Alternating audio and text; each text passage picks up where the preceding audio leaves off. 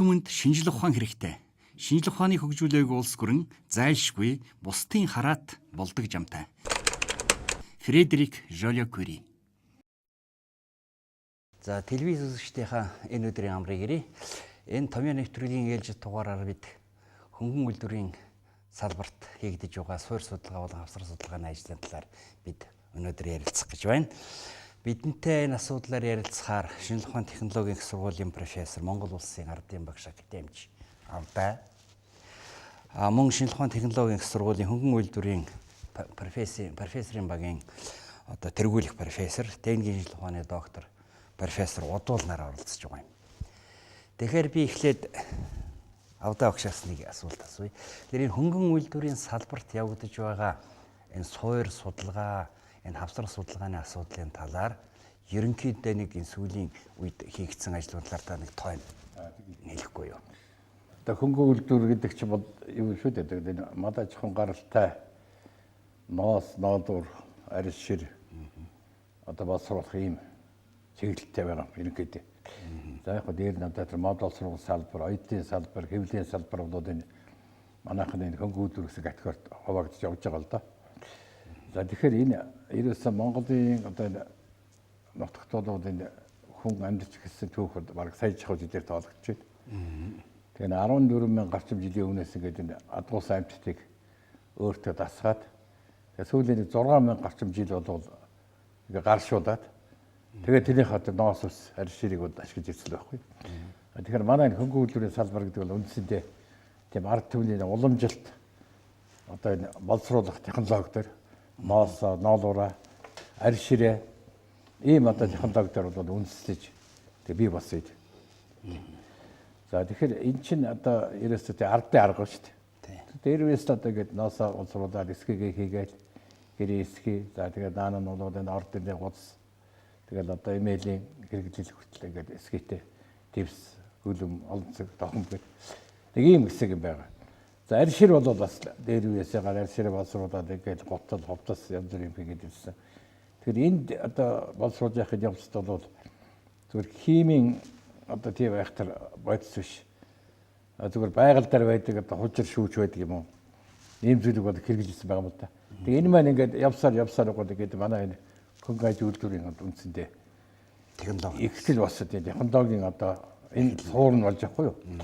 Тэгээд 30 одоо 34 онд юм байна. Аж үйлдвэрийн комбинат гэдэг дотроо 10-аад тийм жижиг үйлдвэртэй комбинатыг Оросын холбоот улсын одоо тусламжаар за энэ жил мөн одоо тэр юуна хатгалын ноос сувах үйлдвэр гэдэг.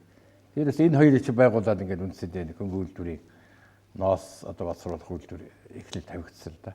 Тэгэхдээ ер нь 60-аад он хүртэл бол үндсэндээ тэгэл нэг айхтар биш ч гэсэн ямар нэгэн байдлаар одоо эхлэлээр тавигдах, гэрээ хэлцээр хийгээд хүмүүсээ сургах, барих гэдэг энэ явсаар байгаа. Тэгээд 60-аад оны үеэс бол үндсэндээ манай арил шир боловсруулах үйлдвэрүүд одоо өөрөөр ямааны арьс боловсруулах, хоньны арьс боловсруулах, бодвын шир боловсруулах гэдэг энэ үйлдвэрүүд бол Чех улсын тусламжаар байгуулагдсан. За мөн одоо Чех улсын тусламжаар дараахад бол гутлын үйлдвэр байгуулагдсан. За ингээд энэ Оросын холбоот улсын одоо тусламжтайгаар манай энэ юунууд байна те одоо үндсэндээ нэхвлийн чиглэлийн үйлдвэрүүд, сүлжмэлийн үйлдвэрүүд гэх. За тэгээд наан энэ тэг Германы тусламжаар одоо ингээд хевслийн үйлдвэр одоо ингээд Улаанбаатар хотын хевс нийслэлийн хевс болоод одоо боцолтгоо тусламжаар байгуулагдсан. За тэгээд дараах нь бол энэ Дорнот Эрдэнэт төтөл хевслийн үйлдвэр гэдээ байгуулсан юм шүү дээ. За ингээд яг энэ үндсэндээ 90-ад он гэхэд бол манайх нь малын гаралтай одоо үндсэндээ ноос, арил шир энэ зүйлээ бол дотоод боловсруулад бүтээгдэхүүн хийдэг байсан. Бүтээгдэхүүн нэг хэсэг нь бол гарч ирсэн гадаадад. За ядангуяа одоо манай тэр үед үйлдвэрлэжсэн жил ч одоо 5 сая бас одоо гот хийж илэн шүү дээ. Тэр энэ 3 сая илүүгийн одоо энэ готын үйлдвэрт хийж ирсэн. Тэрээс бол нэг хэсэг нь ингээд энэ ажлын готл гэдэг энэ Оросд сэргүүд ингээд өмсдөг юм готл. За хөдөөний малчлал өмсдөг одоо готл гэдэг зөндөө юмуд байсан. Тэгээд яг арил шир бүтээгдэхүүн ба гэхдээ нэг өндөр түвшинд боловсруулж чадахгүй ч гэлээ гэсэн гайгүй боловсруулаад тэгээ манай энэ дархны одоо энэ хийдлийн үйлдвэрийн одоо бүтээгдэхүүнүүд за наана нь одоо энэ сүүлчмэл идлүүд энэ төр гадаад гарчсан. Тэгээ дараа нь бол энэ говь комбинат байгуулагдаад тэгээ говийн одоо ноолорон идэл тэмээний ноос идэл болоод одоо гадаад гардаг тэр өргөцсөөр одоо бол манай говийн бүтээгдэхүүн ер нь ноолуурын үндсэндээ бараг далаад үйлдвэр байгаа шүү дээ. Яг нэг хэсэг нь бол үндсэндээ тэр чинь нэг зүгээр одоо угаагаад нэг самнаад байх жишээтэй нэг хэсэг нь. Нэг хэсэг нь бол одоо утас бэлдээд сүлжээд байдаг. Тэр бүтээгдэхүүнүүд бол одоо гарч ийн л да. За тэгэхээр энэ үнэтэй холбоотойгоор өөрөөр хэлбэл энэ хууц үйлдвэр байхгүй нэгдэг ч үгсүүхээр энэ одоо энэ малынхаа гаралтай ноос, ноолуур энэ арь ширийг бол их нарийн судлааг байхгүй гэж. Тэгэхээр тэр судалгаанууд бол ингээд энэ үйлдвэр байгуулагдсан үеэс яваад ядгууяад энэ 60-аад оны үеэс бол нэлээд эрчимжээд бас ч одоо судлах юм болсон гэж ингээд Монгол Улсын сургууль төгссөн, шинжлэх ухааны технологийн сургууль төгссөн. Яг тэр үед одоо политехникийн сургууль байсан.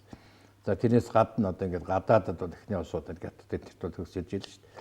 Тэгээд одоо германч улсууд төгсөж иж. Тэгэхээр тэр эхний мэрэгчлээ болсон үеэс эхлээд энэ түүхүүдийнхээ шин чанарыг бол нэлээд ингээд судлаж тэгээд боловсруулах одоо технологийн гадны одоо мэрэгчлэн тусламжаар ингээд хамтарч боловсруулаад ингээд энэ үйлдвэрч байгуулагдсан л. Тэгээд тэр үед чинь болоод одоо ингээд энэ нэхэмлийн одоо үйлдвэрийг одоо төсөглөө тэр ноосны одоо эзэмшигний төвгээд за дараа нь арь ширний үйлдвэрүүдэд төсөглөөд одоо арь ширний эзэмшигний төвгээд мөн үгүй. За тэр мөн мод боловсруулахаас чиглэлээр бас тийм төв хүрээл ингээд. За сүүлдээ бол хөнгөн үйлдвэрээ судалгаа хөгжлийг хүрээлэн. За тэрнээс өмнө бас арай өөр нэртэй байсан. Тэгээ ийм шинжлэх ухааны байгууллагууд ингээ байгуулагдаад мэрэгжлийн болсон хүчтэй болоод ирэх юмд энэ судалгаа үнэтэй нарийн болж ирсэн тийм. За тэгэхээр энэ сүүлийн одоо жилүүдэд одоо хийгдсэн ажил. Тэгэхээр энэ манай шинжлэх ухааны одоо академи бол энэ Монголын шинжлэх ухаан гэдэг ингээ нэг 108 ном гаргаж байгаа байхгүй юу? Тэгээд 108 номын одоо 106 дахь нь бол энэ одоо манай шинжлэх ухааны технологийн сургуулийн багш нар энэ хөнгөн үйлдвэрт ажиллаж байгаа эрдэмтэд бид нар ингээд яасан Монголын энэ шинжлэх ухаан гэдэг номын 106 дугаар бат энэ хөнгөн ажилтны шинжлэх ухаан гэдэг. За энэ дээр бол одоо үндсэндээ энэ хөнгөн үйлдвэрийн одоо бидний чиглэлгээд байгаа ноос, ноолор боловсруулах, арь шир одоо боловсруулах, за дээр нь оёдол, за мод боловсруулах, кевлэл гэдэг энэ одоо 5 чиглэлийг бол үндсэндээ хийсэн бүх ажлуудыг энд ингээд дүгнэж оруулаад хүмүүсийн гол бүтээлийг одоо оруулаад за тухайн салбар үеийг одоо стандартууд салбар үеийн одоо энэ шинэ бүтээл патент за тэгээ хийгдсэн одоо судалгааны ажил ямар их янзын одоо энэ судалгааны материалыг ваастай болсон. Энэ хугацаанд одоо энэ улсын төсөв хөрөнгөөр бол ямар одоо ийм юунууд төсөлтөд ажлууд хэрэгжсэн гэдэг энийг бол нэгтгэгээд энэ 9 онд гаргасан ийм ном байна. Энэ чиглэлээр бол одоо дотоод тэгээд дээд боловсролтой мэрэгжлэн тэн одоо хөнгөн үйлдвэрийн салбарт бэлдэж ихсэн хугацаа бол одоо ингээд энэ жил 50 жил болж байна. 50 жилийн энэ жил байна. За тэр дунд боловсролтой мэрэгжилт тэгээд бас бэлдэж байна. За мэрэгжлийн ажилчид одоо бэлдэж байна. Мэрэгжлийн ажилчид бол ихтэй тэр үйлдвэрүүдийг төшиж бэлдэж байсан. Сүүлдээ бол энэ мэрэгжлийн сургалт үйлдвэрлэлийн төв гэж ингээд бэлдэж байна. За одоо бол шинжлэх ухааны технологийн их сургуулийн одоо хөнгөн үйлдвэрийн салбаруудыг төшөглөөд бас одоо энэ мэрэгжлийн ажилчид бэлдэж байгаа шүү дээ. Тэгээ яг одоо магистр хөө сургаж байна, докторантур хөө сургаж байна. Иймэрхүү баяртай. Зүгээр энэ хөнгөн аж үйлдвэрийн тухай би ярьж байгаа хажуугаар бас нэг ийм нэг ном манай шинжлэх ухааны технологийн сургуулийн одоо багш нар энэ одоо үндсэн эрхшилгээний одоо 11 оны хөдөлгөөн ялсан 100 жил. За ингээ 21 оны хувьсгал одоо ялсан 90 жил гэдэг энэ жил том ойнууд болох шүү дээ. Тэнд зориулээд одоо ингээд энийг 40 гаруй хэвлэх хуудас манай одоогийн энэ орчин үеийн одоо үйлдвэрлэлийн салбаруудын технологи гэсэн нэг юм ном одоо бид нэг хэвлэж илрүүлэх нэг бэлэн болсон байна. Тэгээд энд бол ерөөсөө технологи гэж юу юм. За тэгээд технологийн тэр үндсэн одоо зарчмууд байна. Ерөнхийд одоо зарчмууд химийн технологи, плазмын технологи, физикийн технологи тэр юмнууд авчиад Монголын шинжлэх ухааны технологийн одоо дэвшил юу юм. Энийг яаж хэрэгжүүлэх юм. Тэгээд тиймнүүд ороод тэгээд дараа нь бол энэ одоо эрчим хүчтэй технологи, уул уурхайн технологи, барилгын технологи, за тэгээд наан нь бол одоо мэдээллийн технологи тэргээд тэгээд энэ хөнгөн үйлдвэрийн сая юм хэлж байгаа тэр 5 чиглэл байна. Хүнстэй үйлдвэрлэлийн технологи, одоо газар тариалгын технологи тэргээд тэгээд ийм юмнуудыг бол ингээ нэгтгэхэд ийм одоо сайхан ном бэлдээд ингээ байж байгаа. Тэгэхээр энэ бол манай энэ хүмүүсийн одоо үйлдвэрийн талын мэдлэгийг нэмэхэд их чухал юм болох болов уу гэж бодож би нэг юм намаа явж байгаа ба. За тэгэхээр би уран профессороос нэг зүйл асуу. Танай дээр шинжлэх ухааны технологийн сургууль дээр явагдаж байгаа одоо энэ хөнгөн үйлдвэрийн технологийн салбар энэ чиглэл дээр явагдаж байгаа ер нь энэ суур судалгааны тойм тийм ээ. Тэгээд энэ нэг үйлдвэр албан байгууллагатай хамтарч ингэж хийж үйлдвэр төвлөрүүлж байгаа ажлуудын интернетийн талаар та нэг ярихгүй юу? Тэгэхээр манай шинжилгээ ухааны технологийн их сургуулийн салбар сургуулиудын нэг нь үйлдвэрлэлийн технологи дизайны сургууль гэж байгаа юм л да. Тэр үйлдвэрлэлийн технологи дизайны сургууль маань ерөөсөө хөнгөн үйлдвэрийн салбарт боловсон хүчин бэлтгэж байгаа гол сургууль гэж хэлж болно. Бараг одоо яг инженерийн салбар тэр дотор магистр, доктор, бакалаврын түвшинд шатлсан сургалтыг явуулж байгаа газар бол ганцхан манай сургууль гэж байна л да. Тэгээ энэ 5 салбарынхаа бүх сургалтуудыг явуулж байгаа гэдэг утгаараа бас энийгээ түшиглээд шинжилгээ ухааны технологийн их сургуулийн дэргэд одоо нөгөө судалгааны хүрээлэнгүүдийг ерөнхийд нь бүгдийг төвлөрүүлчлээ л дээ. Одоо тэр нэхмэл судлалын судалгааны төв байна тийм ээ. Эрдэм шинжилгээний хүрээлэн, ой модны судлалын хүрээлэн, одоо хуучин Армоно корпорац гэж ярьдаг байсан. Одоо арьшир судлалын төв эдэргээд хувцас судлалын төв гэдэг. Ерөнхийдөө энэ хөнгөний салбарын маань эрдэм шинжилгээ төв хүрээлэнгүүдээр бас яг манай дээр нэгтгэжлээ л дээ. Тэгэхээр манай салбаруудын дэргэд энэ хүрээлэн төвүүд нь явж байгаа гэнэг гол утга учир нь юунтай уялдаад байна вэ гэхээр үйлдвэр газрууд дээр явж байгаа технологийн процессууд дээр судалгаа хийх. Тэгээд боловсруулж байгаа бүтээгдэхүүний чанарын асуудал дээр яг манай Монголын бүтээгдэхүүн дэлхийн зах зээл дээр гарч ирэхэд юу дутагдаад байгаа. Яагаад байгаа гэдэг дээр судалгаа хийх бас ерөнхийдөө жоох ихэлэн тавигдсан гэж бол бид нар ойлгодог. Тэгээ ерөнхийдөө энэ судалгааны хүрээлэн төвүүдийг нийлүүлээд бол нэг удаагүй байна л да. Нэг 5-6 жил л болж байна. Яг манай шүтээс төр төвлөрснөөс хойш. Тэгээд энэний нэг давуу тал сайн тал нь юу гэхээр бид нар боловсон хүчнийг бэлтгэхдээ бас судалгааны түвшинтэй бэлтгэх үйлдвэр газрууд дээр одоо гарч ирээд байгаа асуудлуудыг шинжилгээ ухааны талаас нь бас хамтарч шийдвэрлэх те энэ асуудлууд дээр бол нэлээд ажиллах боломжууд нэгдсэн байдаг. Тэгээ энэтэй уялдуулаад одоо жишээлхэн янз янзын ажлууд хийгдсэн байдаг л да. Жишээлх юм бол ноосны бүтэц, ноолуурын бүтэц, кистолог бүтэц. За тэгээд бүр ингээд молекулын төвшөнд нөгөө Монгол ноос гэдэг маань өөрөө ямар онцлогтой байсан. Байгаль цагуурынхаа онцлогоос, бүс нутгийнхаа онцлогоос болоод зөөр одоо ингээ манайхан чинь нэг Бельгийн тооног хөрөмж, Италийн тооног хөрөмж гэдэг юм оруулж ирээд шууд тэн дээр боловсруулалт хийхэд юу нь манад дээр яг болохгүй байгаа даа. Тэгээ энэ судалгаанууд одоо ингээд яг тэр макро төвшөнд, молекулын төвшөнд ингээд зарим судалгаанууд хийгдээд манай сурч байгаа магистр судлаач дээр маань бол яг үйлдвэр дээр судалгаа хийгээд жишээлх юм бол одоо говь комбинат байж гэн, гоёо байж гэн тийм ээ. Эднэрийг яг одоо эрэмл утас бэлтгэх тэрний дотоод бүтцэн яг холио нь яг ямар байх хэвээр юм. Тэгвэл нөгөө бүтээгдэхүүний чанар нь яг яаж сайжраад байгаа. Хевсэн дээр яагаад очиос ихтэй бид нар дэлхийн зах зээл дээр гарч ирж өрсөлдөж чадахгүй байна. Энэ юунаас болоод байна гэдэг. Ийм судалгаануудыг бол манайх бас ерөнхийдөө их Тэгээ лаборатори одоо тэр чинь сайн лаборатори байна. Тэгэхээр энэ дээр бол ерөнхийдөө сайн лаборатори хэрэгтэй. Одоохондоо бол яг хуу манай нэхмлийн хүрээлэн гэж байгаа тийм ээ. Манай нэхмэл судлалын тэнхимийн дэргэд профессор багийн дэргэд байдаг. Нэхмлийн хүрээлэн дээр бол бас сүүлийн 2 жилийн дотор Японоос, Германоос эдгээр хэд хэдэн микроскоп оруулаад ирсэн байна л да. Ерөнхийдөө нөгөө материал судлал бүх төрлийн материалуудын дотоод бүтэц шинж чанар холиог судалнаа гэдэг.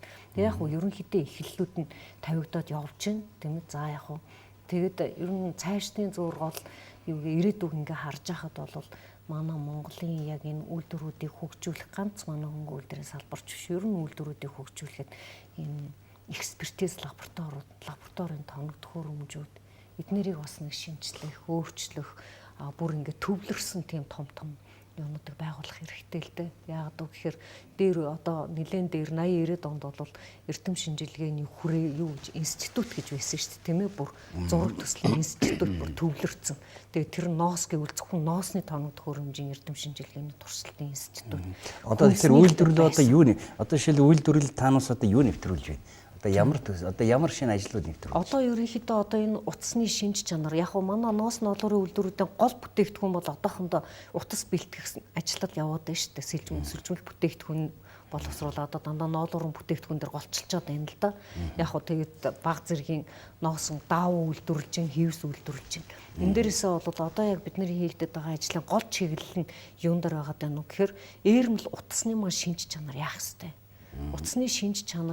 Утасны шинж чанар холионыхаа шинж чанарыг бид нэр өөрчилж шинжлэхгүй болвол бүтээгдэхүүн чанаргүй гараад байна гэдэг энэ асуудал дээр судалгааны ажлууд хийгдээд одоо яг тэр төвшөндөө гоёо дээр гэхэд чинь жишээлх юм бол ноолуурын утсыг торгон утастай хольж хийх юм бол яг нөгөө практик дээр хүний хэрэглээ тал дээр арай илүү юутай байна. Тэ шаардлага хангах гэдэг, сунал багтаа байх гэдэг, гүйцэтгэн боловсруулах процессыг дутагдаад байна.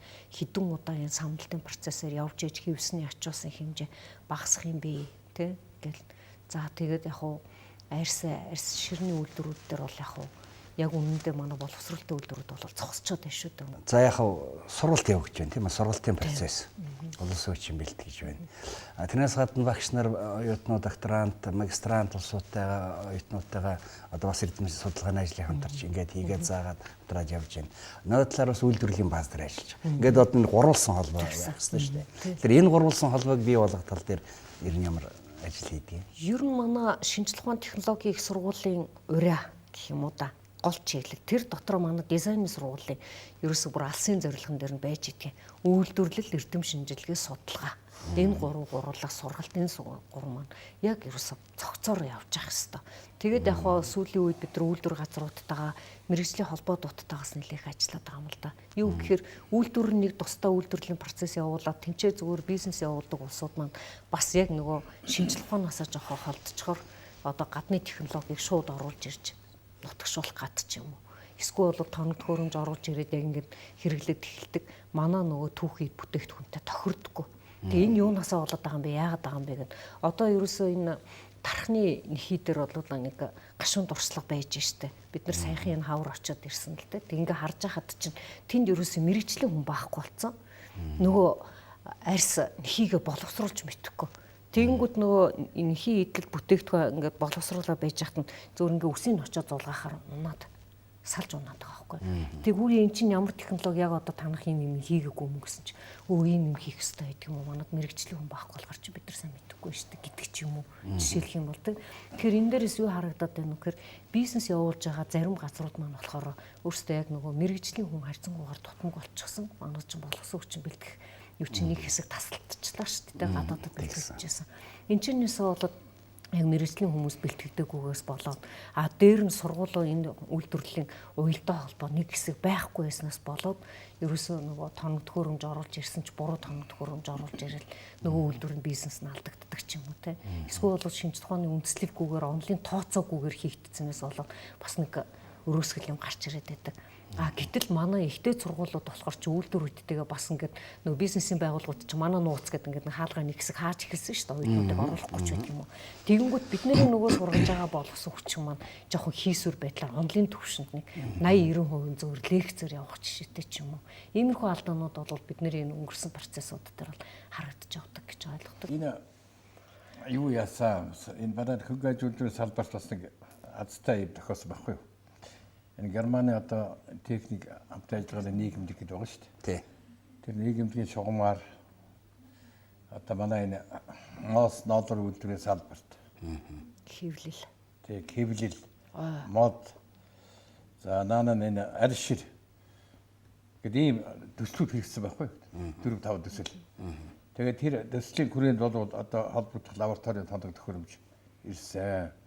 За тэнд бол нэг өндөр түвшний биш ч гэсэн ингээд лабораторид судалгаа хийгээд байх болцоотой. Дээр нь сургалт нь хэрэглэх болцоотой. Жишээлбэл хэвлэлийн үйлдвэрийн ирсэн одоо төхөөрөмжүүд бол яг тавьсан төхөөрөмжүүд ажиллахад бол манай улсад баг энэ хэвлэлийн өнгөнөө шүүрч байна шүү дээ. Тэр хамгийн сайн төхөөрөмж тэнд ирсэн шүү дээ. Тэгээд одоо манай тэнд ч юм нэг хэвлэлийн ангийн оюутнууд тэр одоо юун дээр ингээд сурдаг, сургалж явдаг ийм байгаад. Ой модны чиглэлээр орж ирсэн төслийн дагуу бол тэр чи яг тэр манай хоос дээр үн тэр меблийн үйлдвэрийн байрын засаад тэндээ бол одоо ингээд бүр ажилчид бэлтгэхээс ахгуулаад доктор бэлтгэх бүх сургалтыг явж штт. Тэгээд тэндээ бол одоо бас дуршилж яваад бонтоор өдөө төдөө хийгээд ингээд үйлдвэрлэлийн бааз. Ерөөс үйлдвэрлэлийн бааз дээр байхгүй. Зүгээр нэхэмлийн үйлдвэр дээр бол жишээлбэл манай нэхэмлийн тэр хүрээлэн дээр ч бодвол одоо зүгээр өөр үйлдвэрүүд дээр ингээд шилжүүлэхэд бол тэмээний ноосоор зөндөнүүд хийж штт. Тэмээний ноос одоо юм ороолтууд, тэмээний ноос юм сүлжмэл идлүүд хийгээд тэгээд бусд одоо үйлдвэрүүдэд өрдөн гинэгээд өгөөд ингээд яадаг. Юмнууд хийж байгаа. Тэр судалгаа хөгжлийн хүрээлэн ингээд бас байна. Тэр хуучин хөнгөлдрийн одоо хөрвөлнөлтэй. Тэн дээр бол одоо зүгээр ингээд энэ бүх одоо бүх яг хөдөө орон нутагт бол маш олон газар энэ гэрийн эсгээ гутал хийдэг одоо ийм төхөөрөмж хийлгэглөө шүү дээ. Тэгэл одоо сая одоо бүр ингээд бүр хэдхэн хоногийн өмнө энэ Туваагийн одоо улсууд ирж тийм төхөөрөмжөд цагчсан шүү дээ. Манайхаас. Манайхаас. Тэгээд гэрээ эсхийг хийл, эсхийг хутлаа хийл. За тэр гэрээ эсхийг хийл зүгээр орчих гош. Тэгээд ч гэрийн одоо бүрээс хийл. Одоо тэр зэг мегийн одоо оёо ягаад дараа нь бол Монголын дээр үеийн аргаар сайхан ширдэг ширнэ шүү дээ. Ширнэ. Ширнэ. Тэгээд одоо ингээд гэр бүрдүүлэх юмнууд шинэ тэр ноосны тэр эсхийн үйлдвэрийг ингээд мараадаад ингээд хөгдө хийгдээд байгаа байхгүй юу? Тэр чинь бол 20 килоноос нэг эсхийг хийхэд 5 м эсхийг шүү дээ. Тэгээ өдөрт 10 эсхийг хийнэ. Өөрөөр хэлбэл 200 килоноосоор 10 эсхийг хийнэ. Жижиг үйлдвэр юм. Жижиг үйлдвэр биш. Сувд төвдө 3 хүн ажиллана. Тэгээд захиргаатай газар бол яг захиргаанаараа ингээд эсхийг ингээд хатууруулаад нэг эсхийг чирдэг шүү дээ тэрний орнд. Зүгээр одоо тэр тогмоогож яхаа хэмний барийг гэх юм бол чирхийн бориулж чирч болно шүү дээ. Тэгнь. Тэр бол одоо бараг 20 гаруй суманд байгуулагдсан. Одоо ч дахиад нэлээ байгуулагдахаар ингээд явж байгаа. Ерөөсөө хийгээл үйлдвэртэй байгаа байхгүй. Тэд нь бол бас Бүсгэл аймагт одоо ангийн ус тарвга үнэг туулаач гэх тийм одоо жижиг анги ус. Үүнээс хад тийм хураг шиг арьс анги ус гэх арьс хураг шиг арьс боловсруулах тийм хөөрхөн үйлдвэр бас байгуулж өгч шүү дээ. Тэгээ тийм маягаар одоо ингээд манайхаас нэг хуучин Монголын уламжлалт технологи тэгээ шинэ үйл сурс аргууд дээр бишгэлээд ингээд яг үйлдвэрт ингээд нэвтрэх юмнууд бол бас хэдий хийгээл хүн амтныг ажилтаа болгоод байгаа юм л та. Тэгэхээр энийгээ бол сайн болох хэрэгтэй байхгүй юу? Ерөөсөө Монголд одоо гарч байгаа бүх одоо ингээд жилд 8 9 одоо сая малын арьс бэлтгэж шүү дээ. Энэ бол ерөөсөө бүгдийг одоо дээд зэрэгээр боловсруулах ингээд гарах хэрэгтэй. Тэгэхээр гадаад гарах чинь манай чинь наалпа гэдэг үе гарч ирсэн шүү дээ. Тий. Одоо эргүүлээ хийсэн. Тэгээ арьс шил одоо жишээлбэл солонгос шилүүлгээд авчраад юмнууд хийгээл. Тархны дэлхийдэл бол хуучин одоо түрүүн одол багш ярьлаа шүү дээ. Яг мэрэгжлийн одоо сайн усууд ингээд байж байгаа чинь батхан нэг хэлэх юм бол одоо манайхан уснаас мэддэг болохоос ингээд боронд нордгүй байсан юм шүү дээ. Ерөөсөө тэр цаад арьсных нь өөрийнх нь тэр хистологи бүтц бол тийм байна. Бороо орж илвэ тэгээд сэгснэл гэж зүгээр. Тэгэхээр чинь бол одоо бас тогтчихгүй. Тий, бас тогтохгүй. Тэгэхээр чинь одоо түүрх бүрх одоо арьс ууч чинь бол норчдаг. Тэр үтгийг л одоо жишээл түүрх одоо ийм дублог нэг удаа ингээд хийм цэвэрлэгээд өгөөлөд дараа нь муудна. Солонгос тийм ба шүү. Тийм байна. Тэгэхээр чинь манай тэр одоо дублог чинь 3 орчцоод гайгууд яг гэсэн байхгүй тийм. Тэр чинь тэр өөр арьс шилэвтэй бүтцтэй холбоотой тийм байхгүй. Одоо лагш одоо ер нь магистр докторуудыг хэр ихээр бэлдэж байна. Ер нь цифр хэлж чадах уу? Ууж чадалгүй яг. Манайх одоо яг дизайны сургууль дээр энэ жилийн тоогоор 83 доктор байна. Одоо энэ 5 салбарын докторант гэж байна. 83 докторант сурч байна. За магистр бол сая ерөөсөө өнгөрсөн семестрийн тоогоор 256 магистр гэсэн тоо гарсан. Бакалаврын төвшөнд бол 1800 оюутан сурч байгаа. Тэгэхээр энэ бол яг манай энэ 5 салбарыг гэсэн үг шүү дээ, тийм. Тэгээд тийм 5 салбарыг гэсэн үг. Тэгээд яг энэ дээрс ингээ харахад бол манай үйлдвэр газрууд дээр нэг одоохондоо жоохон ойлгохгүй байгаа юм юу гэхээр бакалавр гэдэг маань ерөнхийдөө боловсрол эзэмшиж байгаа. Одоо яг бүрэн нөгөө специалист инженер бол арай болоогүй. Магистр болж иж энэ хүн маань яг тэр төвшөнд орно. Тэгээд бид нар магистра бэлтгэхдээ яах вэ гэхээр нөгөө төрөний яриад байгаа үйлдвэр газруудтайгаа хамтраад тэр үйлдвэр газрууд дээр гарч ирж байгаа шийдвэрлэх асуудлууд дээр үндэслэж судалгааныхаа ажлын сэдвүүдийг бид нар өгдөг байхгүй юу. Тэгэхээр тэр магистр докторууд маань зөвхөн ингээд нэг хийсвэр ингээд нэг ямар ч хамаагүй онлын юм бол хийгээд байгаа юм биш. Ерөөсөө яг үйлдвэр газруудаас урган гарч ирж байгаа асуудлууд дээр шууд өөр дээр нь асуудлыг шийдвэрлэх байдлаар явдаг учраас манай бас судлаачдыг бэлтгэж байгаа нэг онцлог тэмдэг. Лоббийн одоо аюултай хамгаалах сэдв биш. Үйлдвэр захиалга хийдэг. Үйлдвэрийн захиалга. Үйлдвэр биш үү? Бид нар ч үйлдвэрүүдтэй гэрээтэй. Тэгээд танаа дээр ямар асуудлууд байна. Ингээл юуг нь авч байгаа. Тэгээд за чи тэр үйлдвэрлөө явна тийм асуудалтай. Тэгээд үйлдвэр талаасаа нэг хүн удирдна, манай талаас нь хүн удирдна. Тэгээд дараа нь тэнд ажиллана шүү дээ. Тэгнь. Тэгэхээр бидний ерөнхийдөө зөв нөгөө сургалт үйлдвэрлэл эрдэм шинжилгээний холбоо гэдээ бид түрүү ярьдсан шүү дээ. Энэ бол ингээд нэг сүүлийн 7-8 жил 10 жил бол бас нэлээд бие биенийг ойлгоод эхэлсэн. Гэж ойлгож байгаа. За ингээд сонирхоод олон асуудал ярьж болмоор харамсалтай цаг одоо ингээд хязгаарлалж дуслаа. Тэгэхээр энэ нэрээ үнэхээр хөнгө үйлдвэрийн салбар бол манай тэргүүлэх салбар юм шүү дээ. Тэргүүлэх салбар. Тийм учраас энэ тэргүүлэх салбарт болсон хүчний бэлдэж байгаа энэ өнөөдрийн тэр судалгаа явуулж байгаа энэ байдлын онцлог маш их сайхан сэтгэл төрж байна. Ингээд цаашдын одоо багш нарын та бүхний судалгааны багшлах олон сүлжин бэлтгэх ажилд их өндөр амжилт хүсье. Баярлалаа. За ингээд бидний өнөөдрийн нэвтрүүлэг үгээр төгслөө. Дараа уулзтлаа. Түр баяртай.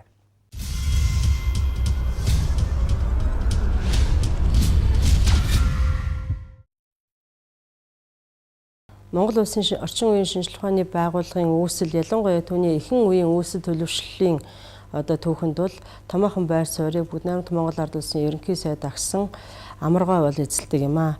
За Амаргой бол 1930-аас 32 онд бол шинжилгээ ухааны хүрээлэнгийн дарга байсан ийм хүн байгаа. За бид бол сайн мэднэ Амаргой бол өөрөө Монголын бичгийн мэрэгдийн нэг нэртэй түүхч ийм хүн байгаа. Тэгэхээр энэ хүн бол 1930 оны 4-р сарын дундуур бол Судрагчийн хүрээлэнгийн дараагаар бол томилогдсон байна. Ер нь бол 1928 онд болсон Монгол дахь улс төрийн эргэлтийн нөлөөгөөр баруунтан хэмээн төрийн албанаас чөлөөлөгдсөн байсан Амаргой бол 1923 оноос эхлээд энэ Судрагчийн хүрээлэнгийн сул гишүүнээр явж исэн. Харин өөрөө албанаас чөлөөлөгсөний дараагаар бол Судрагчийн хүрээлэнд ажиллаж явах тухай хоёр удаа бол намын төв хороонд бол өргөдөл гаргасан байдаг. За энэ өргөдлийг нь бол 30 оны дундуур хэлэлцсэний эцэст бол 1930 оны 4-р сарын дундаас эхлэн бол Судрагчийн хүрээлэнгийн дараагаар ажиллаж эхэлжээ. За энэ ажилласан хугацаанд бол Амаргой бол шинжилгээ ухааны байгууллагын материалын базыг бэхжүүлэх, түүний гадаад харилцааг өргөжүүлэх